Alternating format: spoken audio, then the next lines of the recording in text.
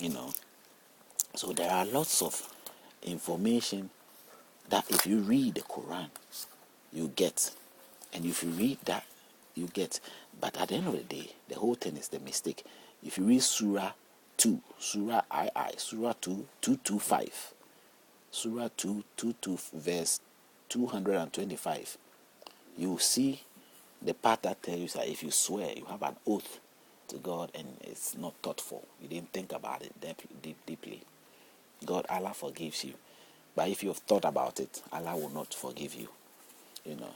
So when you read these things, you know that both of them have got, everybody has got the approach and what they stand by and how they do all that they have to do. But you offending your God and thinking somebody else, then it's a problem. When you offend, know that who you have offended is the very person that you went to have an agreement with. That's where your offense has come from. So you deal with that issue, you know, and that becomes what you have to, you know, consider.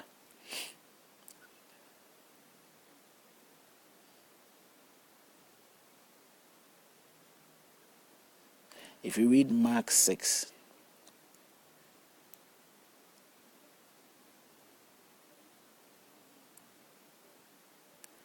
Mark 6, Mark chapter 6, I want to point out something that is sending them out to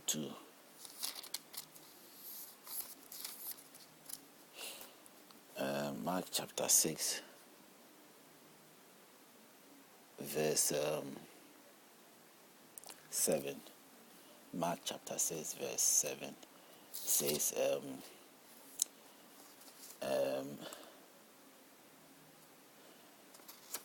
of the unbelief, and he called the 12 to himself and began to send them out 2 by 2 and gave them power over unclean spirits. He commanded them to take nothing for the journey except a staff, no bag, no bread, no copper in their money belts, but to wear sandals and not to put on their tunics. Also he said to them, in whatever place you enter the house, stay there till you depart from that place. And whoever will not receive you nor hear you, when you depart from there, shake off the dust under your feet as a testimony against them.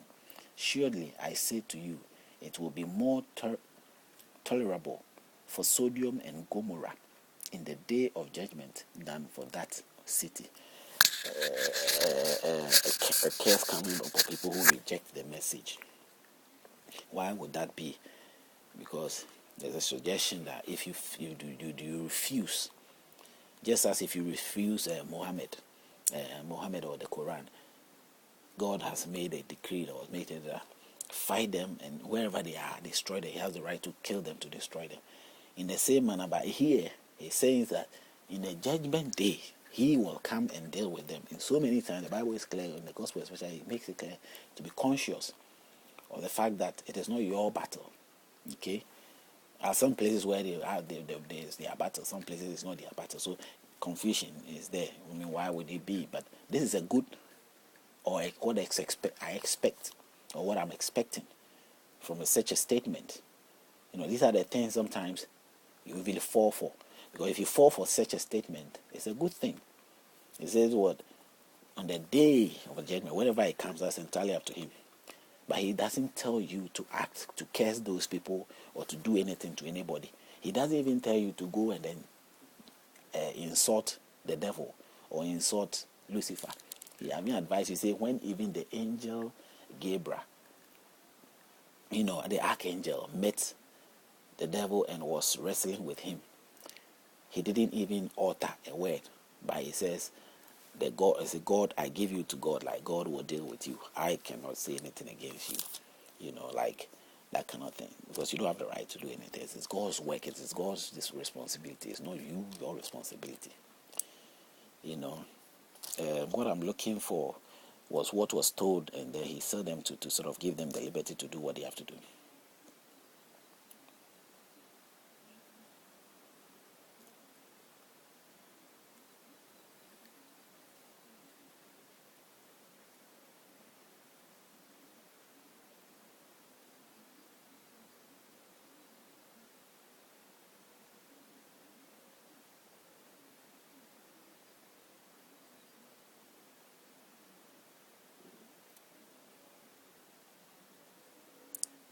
at some point, he then tell them that, okay, the first time I send you out as that, now I send you out to sort of, I think that's after the resurrection or so.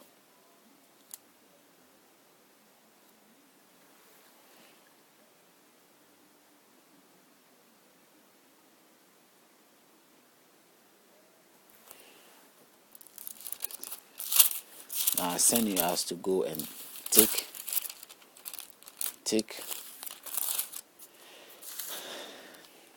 up the the weapon or the mantle.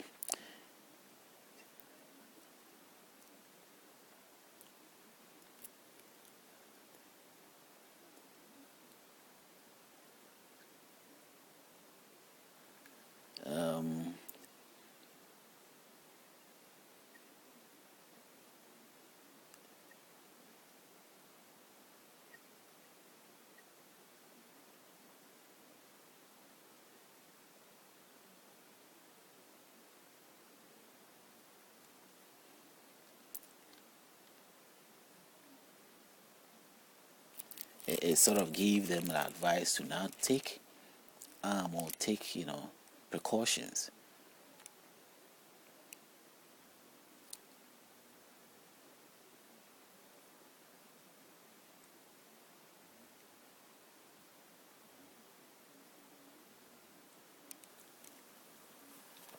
Take up all that, and defend yourself. This is what is written in that. If I may not get you, keep watching the video. I'll get it out for you to read as well. To see the advice in the Gospels which tells a Christian or any follower or any reader to sort of now take up that mantle of, guidance, because it is necessary for them to take that up in anything that they do.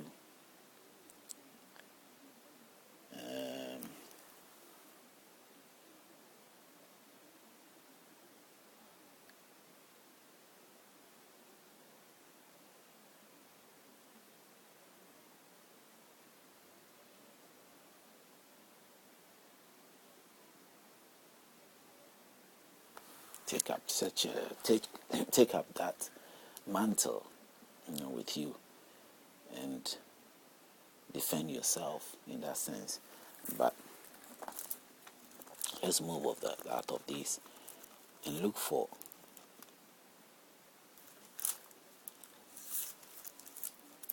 advices that urges the Jewish people to sort of defend themselves at all times. If you are encouraged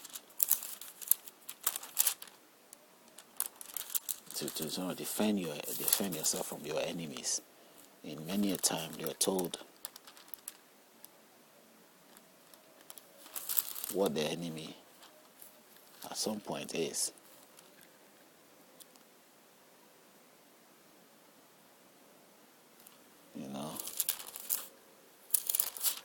In the book of Judges, the book of Joshua, several times Joshua had to go to war, defend his people. Gideon had to fight, to sort of defend the Jewish people in many occasions. It is a straightforward counseling which God gave them and took them to war at many times.